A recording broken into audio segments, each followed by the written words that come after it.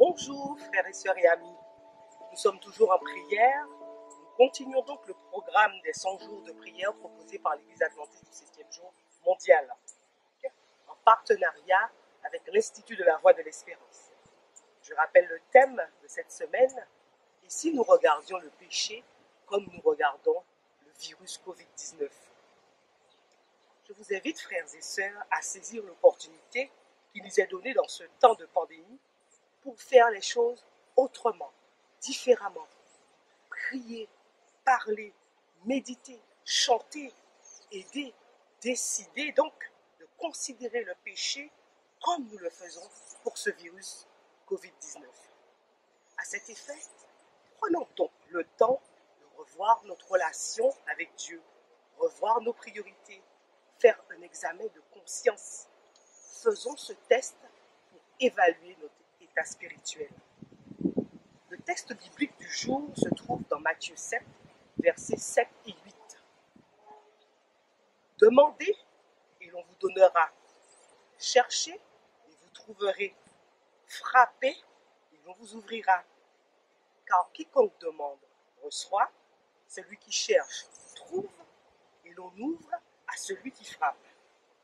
Afin d'opérer ce changement, Matthieu nous invite à tourner nos regards vers Dieu. Les mots sur lesquels nous mettons donc l'emphase dans le verset 7 seront demander, chercher, frapper. Remarquez, les verbes employés nous invitent à faire une action. Après l'action, nous avons le résultat.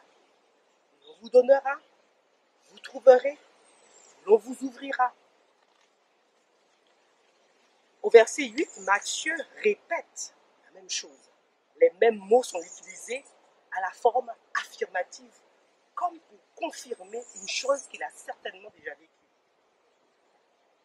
Frères et sœurs, soyons assurés que Dieu répond à nos sollicitations, nos prières, que ce soit sous forme de demande, nous recevons, sous forme de questionnement, de recherche, nous trouvons.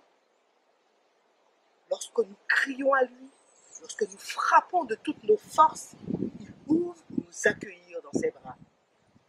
Dieu a promis de nous écouter lorsque nous venons à lui pour confesser nos péchés. Il a aussi promis de nous consoler et de nous donner sa paix. Il met son honneur à accomplir sa parole à notre égard. Ainsi, frères et sœurs, soyons convaincus que nous ne sommes pas seuls dans ce monde agité. Dieu est au contrôle.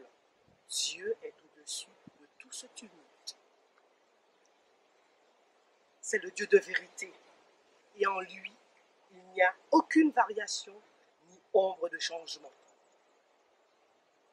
Alors que nous allons passer à notre moment de prière, je vous propose quelques sujets de prière. Premièrement, prions pour la crise sanitaire actuelle aux États-Unis et en Europe, dans le monde. Prions pour que les professionnels de santé puissent obtenir les fournitures nécessaires. Deuxièmement, prions pour les professionnels de santé, les agents de sécurité et les personnels des différents services gouvernementaux à travers les États-Unis et ceux du monde entier qui ont contracté le Covid-19 dans l'exercice de leurs fonctions en étant au service des autres. Prions pour leur guérison. Prions pour ceux aussi, troisièmement, qui vivent seuls pendant cette pandémie, ceux qui luttent contre la peur et ceux qui ressentent la douleur de l'isolement. Prions pour qu'ils découvrent qu'ils ne sont pas seuls et que Jésus est à leur côté.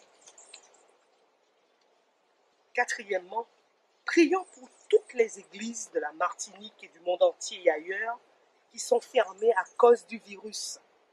Prions pour que les congrégations trouvent des moyens de rester ensemble grâce à la diffusion en direct sur Internet et au témoignage par des moyens appropriés.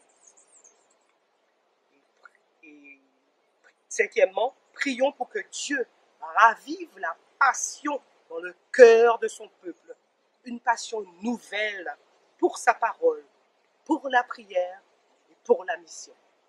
Prions ensemble. Merci Seigneur pour ton amour. Merci Seigneur pour ta bonté. Merci Seigneur parce que nous savons que nous ne sommes pas seuls et que dans ces temps difficiles, tu es à nos côtés. Nous te présentons les différents sujets de prière, que tu puisses nous aider et nous accompagner. Nous t'avons prié au nom de Jésus.